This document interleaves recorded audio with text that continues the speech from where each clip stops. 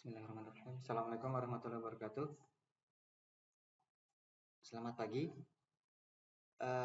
Kita lanjutkan pembahasan kita tentang teknologi sensor ya. Dan kini kita akan membahas tentang biosensors dan sifatnya hanya pengantar saja. Jadi kalau kita definisikan, biosensor adalah sebuah alat untuk menganalisis ya, analytical device yang digunakan untuk mendeteksi substansi kimia. Nah, kemudian dia terdiri atas komponen biologis dan juga physiochemical detector. Kalau kita bisa ringkas, biosensor merupakan gabungan antara bioreseptor dan transducer. Apa itu bioreseptor? Jadi bioreseptor adalah sebuah biomolekul yang dapat mengenali target ya, target yang disebut dengan analyte.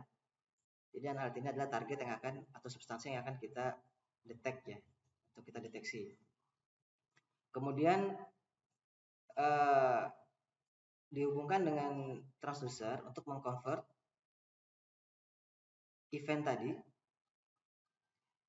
ke dalam sinyal yang dapat kita ukur.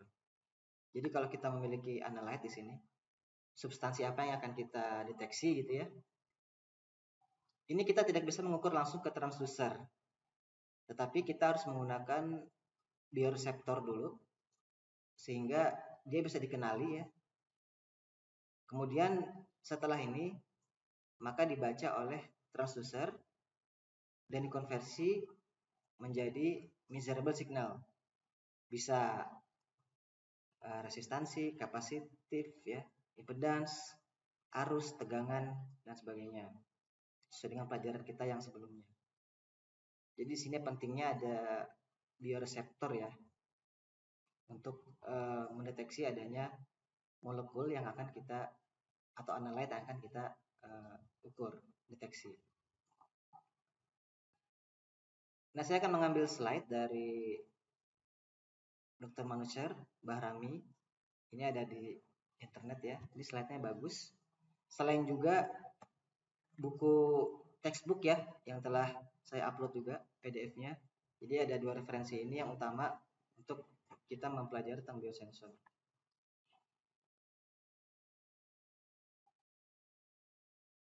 Nah, kita memiliki biosampel ya. Bisa darah gitu ya, sebagai contoh.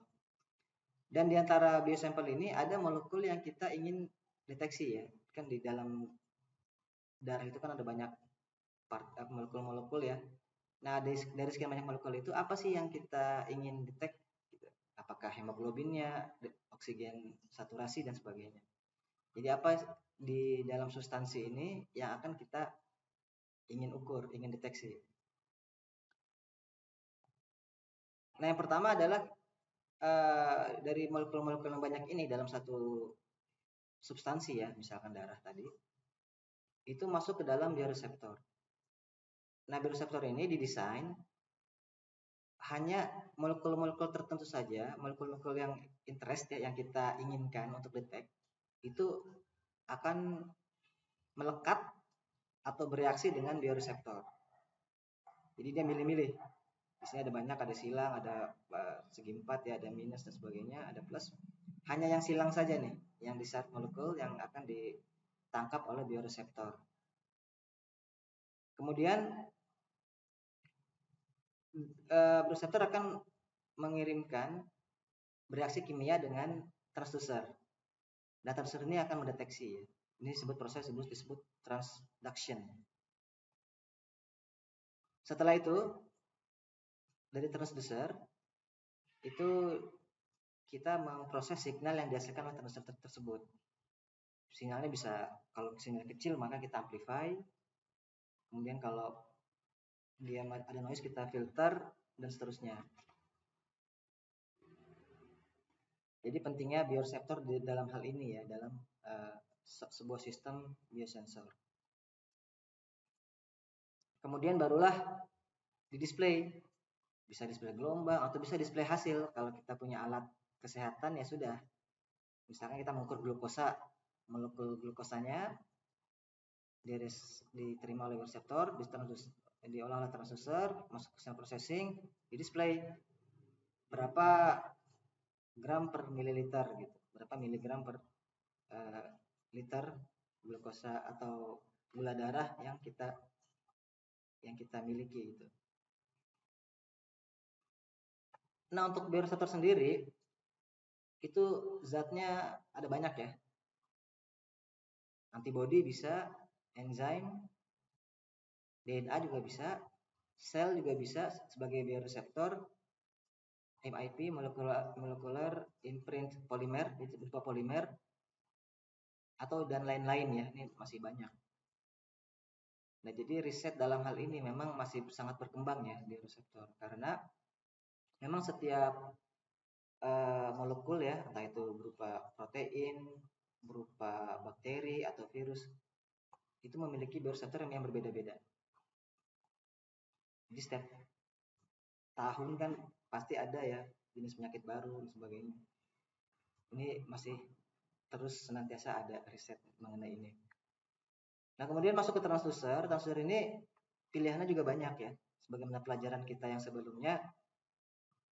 Jadi bisa berupa optical. Opticalnya juga ada banyak ya, bisa berupa mendeteksi absorptionnya, penyerapan ya, fluorescence, interference, refraction juga ada, atau reflection, pencerminan ya. Itu banyak optical. Electrochemical juga bisa. Jadi bisa yang diukur tuh bisa berupa potensionya, ampernya, konduktivitasnya gitu. Dan sebagainya. Ada lagi impedance ya, kapasitif, ada banyak kan di sini. Ada juga transducer itu berupa mass based ya, berupa massa ya, perubahan massa. Nanti kita akan bahas di slide berikutnya. Ada juga berdasarkan temperatur, ada juga berdasarkan elektrik dan magnetik ya. Seperti ini. Nah, ini ada salah satu contoh bioreseptor yang berupa MIP ya, molecular imprint polymer. Jadi kita memiliki polimer sini, bioelemen. Dari sekian banyak partikel dari substansi yang kita ambil ya, sampel yang kita ambil, maka dia akan memilih molekul apa yang ingin dideteksi. Nah, ini seperti ada imprintnya ya di sini, bentuk seperti ini. Ini hanya ilustrasi ya. Lalu dia akan melekat, maka akan disensing oleh transducer ini. Ini sensor elemennya di sini. Maka dia perlu adanya ini, reseptor ini nih, bioreseptor. Kalau tidak, maka tidak bisa dibaca oleh transducer. Nah, kemudian dia masuk ke signal processing dan menghasilkan sesuatu. Display. Nah, ini kita akan bahas lebih lanjut ya tentang transducer. Jadi kita tidak terlalu mendalami tentang bioreseptor, tapi memang tadi ada banyak jenis ya. Enzim juga bisa. Tadi contohnya MIP, sel juga bisa, DNA juga bisa. Nah, kemudian transducer ini memang pelajaran kita ya. Bisa optical ya, electrochemical, mass, temperatur, elektrik. Nah, contoh nih sebagai contoh saja, transducer berupa optical dan berupa absorption, penyerapan. Sebagai contoh, di sini ada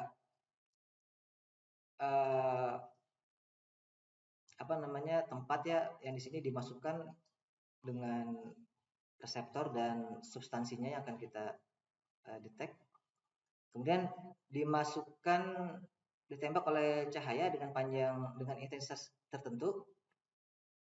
Maka setelah melalui substansi yang ada di dalam ini, sinar atau cahaya yang menembus itu akan berkurang intensitasnya. Nah, kemudian pengurangan intensitas tersebut, maka akan dengan pengurangan intensitas tersebut, maka akan bisa dapat diukur, dideteksi kadar atau konsentrasi analyte yang ada di dalam sini. Jadi seperti itu. Bagi gambaran misalnya kalau analyte tidak ada di sini, tidak terdeteksi, maka dia intensitasnya tidak jauh berkurang ya. Tapi kalau di sini analyte-nya banyak, zat yang dia mau dideteksi itu banyak, maka intensitasnya akan berkurang jauh ya. Maka di sini ada C, konsentrasi dari absorbing material. Alfanya ini adalah koefisien dari absorpsi atau penyerapan. Jadi ini cara yang konsep sederhananya ya.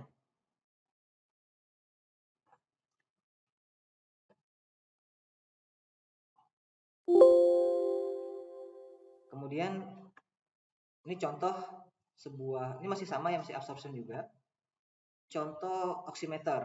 Nah, oximeter ini adalah alat untuk mendeteksi kadar oksigen dalam darah. Ini sering kita gunakan ya, terutama di COVID ini ya. Ini banyak digunakan. Kalau kurang dari sekian maka dia harus pakai oksigen tabung di rumah. Atau kalau kurang dari sekian puluh persen maka dia harus ke rumah sakit ya. Nah, caranya adalah jadi di dalam darah itu ada hemoglobin ya. Kemudian ada hemoglobin yang sudah teroksidasi, HbO2.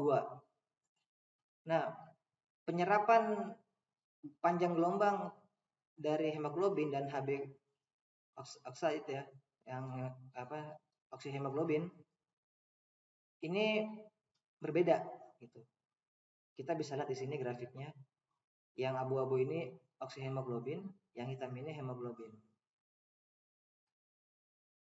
Nah, kemudian alat yang di dalam oximeter ini dia bisa diset untuk mendeteksi penyerapan cahaya dari dua panjang gelombang yang berbeda. Makanya dia biasanya ada dua sensor tuh di dalamnya. Untuk oximeter itu biasanya ada dua sensor. Yang satu untuk deteksi 660 nanometer di sekitar sini ya. Kemudian 805 nanometer sekitar sini.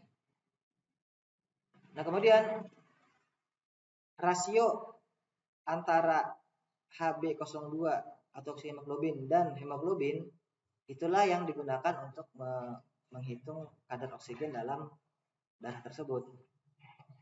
Contoh misalnya di daerah 660 nanometer ini ya, kan berbeda. Nah, jadi dua sensor yang berbeda ini, yang satu mendeteksi hemoglobin, yang satu mendeteksi oksihemoglobin, kemudian dihitung rasionya. Maka dari rasio itulah didapat angka berapa persen kadar oksigen dalam darah kita.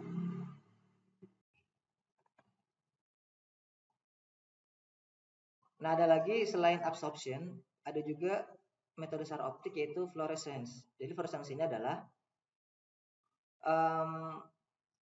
penyerapan cahaya ya dari satu panjang gelombang, kemudian dia mengeluarkan cahaya yang lain dalam panjang gelombang yang lain, yang biasanya lebih panjang gelombangnya. Jadi dia dikirim sebuah panjang gelombang dengan lambda 1 panjang gelombangnya, kemudian diserap dan dipantulkan kembali dalam panjang gelombang yang lebih rendah. Kalau panjang gelombang lebih rendah, di pelajaran sebelumnya ya kita sudah tahu bahwa panjang gelombang yang rendah maka energinya panjang gelombang makin panjang ya, makin besar panjang gelombang, longer wavelength, maka energinya makin kecil. Gitu. Jadi sekali lagi kita kirimkan sebuah cahaya dengan panjang gelombang tertentu, kemudian diserap dan dipantulkan cahaya dengan panjang gelombang yang lebih besar, alias energinya lebih rendah. Kok bisa lebih rendah ya? Sebagian diserap di sini. Makanya kalau kita punya ini ya, hiasan rumah itu kan ada fluorescence ya. Kita kasih cahaya atau kasih UV juga bisa, kan tidak kelihatan oleh mata ya, UV. Kemudian setelah UV-nya berhenti, kita masukkan ke dalam kegelapan, itu muncul cahaya tampak. Cahaya tampak ini kan panjang gelombang lebih panjang dibanding UV. Energinya lebih rendah. Dan ini tampak oleh mata kita. Itulah efek fluorescence. Ya. Nah kemudian kalau kita seperti ini ya, kita punya key source, kita tembak sampelnya, lalu dia memantulkan kembali light ya, cahaya dengan panjang gelombang yang lebih panjang atau energinya lebih kecil, lalu kita tangkap oleh detektor. Nah, panjang gelombang yang ditangkap ini itu digunakan untuk mendeteksi ada atau tidaknya analyte yang kita inginkan di sampel tersebut. Ini seperti itu ya. Nah, ada juga untuk masih dalam cahaya ya, itu reflection ya. Jadi kita memberikan cahaya source di sini, kita kasih cahaya masuk. Di sini ada substansinya ya yang mau kita detect. Nah, jika tidak ada molekul analyte yang masuk ke reseptor, berarti tidak ada zat yang kita inginkan, tidak ada gitu, atau negatif gitu. Maka sinyal yang direfleksikan itu sama atau hampir sama dengan sinyal yang dipancarkan. Jadi sinyal masuk dengan sinyal keluar, panjang gelombangnya sama. Kan hanya mirror biasa kan. Masuknya merah, keluar juga merah gitu. Panjang gelombangnya masih sama antara panjang gelombang cahaya masuk dan panjang gelombang reflected light. Tapi ketika ada analyte yang masuk ke reseptor ini, ada molekul of interest yang masuk ke reseptor, maka cahaya yang dipantulkan itu memiliki panjang gelombang yang berbeda. Jadi sini contohnya ini panjang gelombangnya ini yang source-nya ya. Kemudian yang ini yang reflected light. Jadi ada perbedaan panjang gelombang. Nah itu yang cahaya ya. Ada banyak sebetulnya, itu hanya contoh saja beberapa. Kemudian yang berikutnya adalah bukan cahaya tapi menggunakan electrochemical. Electrochemical kan kita sering kadang suka coba di rumah ya. Ada cairan gitu ya, dia memiliki perbedaan tegangan. Ada anoda, ada katoda. Ada oksidasi, ada reduksi.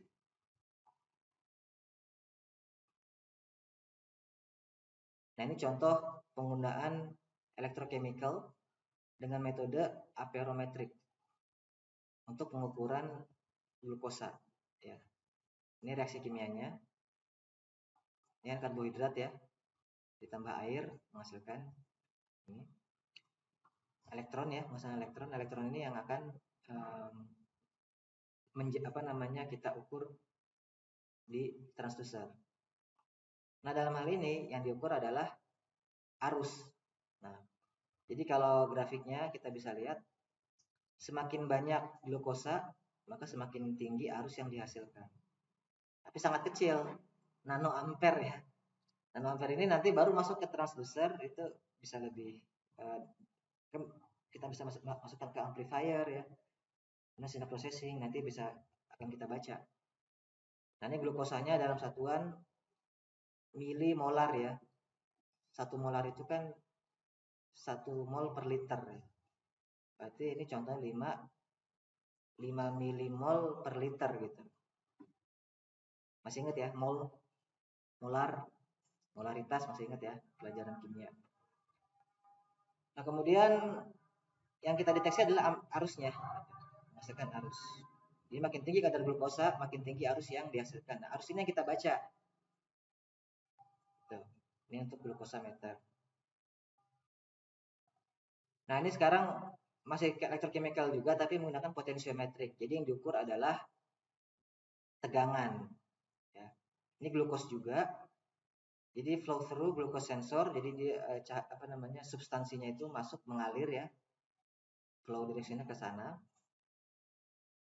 Di sini ada glucose oxide ya, glukos yang sudah diberikan oksigen ya, dioksidasi. Kemudian masuk zatnya, substansinya, deteksi dan menghasilkan tegangan. Dapat tegangan inilah yang diukur oleh transducer, masuk ke signal prosesor, kemudian masuk ke display. Nah, ini gambarannya ya, tensiometrik. Kemudian ada juga electric method yang di sini contohnya kapasitif ya, jadi dielektrik. Jadi yang dideteksi adalah kapasitas dari ininya, dari dayanya atau alat yang didesain ya. Jadi kita lihat di sini, kalau substansi itu masuk, analit itu masuk, terdeteksi, maka akan mengubah dielektrik dari kapasitor ini. Dan kalau kita lihat di sini ya, rumus ini kan A-nya sama kan, platnya kan sama, tidak berubah. D-nya itu tetap, jarak antar plat itu tetap. Kemudian dielektrik konstannya juga sama. Nah, yang berubah adalah dielektrik relatifnya ini nih. Dielektrik relatifnya ini yang berubah sesuai dengan banyaknya analyte yang dideteksi oleh device-nya. Jadi konsep ini adalah kita mendeteksi perubahan kapasitas secara spesifik, mendeteksi permeabilitas relatifnya ini ya, karena dia mengubah dielektrik. Dan itu kita detek, kemudian kita masukkan ke signal prosesor dan akhirnya masuk ke display untuk menampilkan hasil.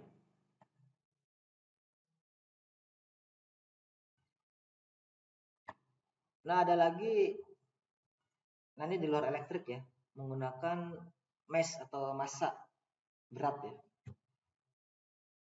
Nah, ini menggunakan prinsip vibrasi. Jadi perhatikan di sini, ini cantilevers ya. Kita bisa getarkan ini, bergetar ya, dengan frekuensi 1/2pi akar K. Ini kan konstanta springnya, spring konstan, mass-nya ini massa. Nah, kalau ini ininya apa, sensornya nih, memang kecil sekali, ini satu garis ini 1 mikrometer. Jadi ini sudah masuk ke mikroelektronik atau nanoelektronik. Nah, kemudian ketika di sini kan reseptor ya, reseptor. Ketika ada analyte yang tertangkap oleh reseptor, maka kan massa dari ini kan berubah ya. Massa dari cantilevernya ini kan berubah. Maka dengan rumus yang tadi, M-nya jadi berubah, tambah berat kan ya. Tadinya di sini kosong atau ada reseptor ya, bergetar kan dengan frekuensi sekian. Jadi kalau ada tambah beban di sini, analyte yang ditangkap oleh reseptor, maka dia akan masanya akan bertambah ya kan, masanya bertambah, frekuensi juga kan akan jadi berubah, frekuensi getarannya akan jadi berubah kan ya, karena dia makin berat. Nah, bisa kita lihat di sini. Nah, jadi kalau perhatikan di sini ya, rumus yang tadi, makin besar masanya, maka makin kecil frekuensinya ya kan ya, makin berat dia. Nah, kemudian nih yang hitam ini polos ya, belum ada terdeteksi. Nah, kalau hijau ini contoh SCV1 antibody. Nah, ini green. Kemudian kalau dia mendeteksi Bacillus virus partikel, contoh virus ya, dia akan ditangkap virusnya oleh antibody ini. Kemudian dia akan bergeser ke red, ke merah. Jadi frekuensinya berkurang karena makin berat di sini. Nah, semakin banyak virus yang nyangkut di reseptor ini, maka semakin berat, maka semakin rendah frekuensinya. Misalnya kita lihat pergeseran frekuensinya ya, tadinya sekitar di sini ya, area ini sekian megahertz, maka berkurang jadi sekian megahertz. Jadi ini salah satu metode untuk mendeteksi adanya Bacillovirus partikel. Nah, ada lagi menggunakan selain dari massa tadi ya. Ini beda lagi menggunakan temperatur ya. Temperatur. Jadinya dengan reaksi tertentu maka akan menimbulkan atau menghasilkan temperatur ya, kenaikan temperatur. Dan ini yang akan dideteksi oleh transducer. Ini contohnya ya. Di sini ada microkalorimeter. Jadi kalorimeter tapi micro itu ya berarti kenaikan sedikit saja dari kalorimeter karena memang kecil ya kenaikannya ya. Dia bisa mendeteksi. Dan teknologi sensor ini memang sesuatu yang cukup mahal ya pembuatannya, teknologinya mahal memang, tapi setelah jadi dengan mass production maka akan jadi murah. Yang masalah adalah pembuatannya itu cukup mahal. Manufacturingnya juga mahal, alatnya ya, apalagi penelitiannya. Penelitiannya ini bisa bertahun-tahun dan bisa gagal. Peluang gagalnya sangat tinggi. Dan ini kan seperti kalau bagi pengusaha itu seperti buang duit gitu ya. Tapi sebetulnya investasi jangka panjang. Baik, terima kasih. Itu yang bisa disampaikan. Kalau ada pertanyaan silakan di kolom di forum ya, sampaikan di forum. Nanti ada video lagi tentang contoh biosensor yang akan kita gunakan ya, itu menggunakan elektrokardiografi. Terima kasih. Assalamualaikum warahmatullahi wabarakatuh.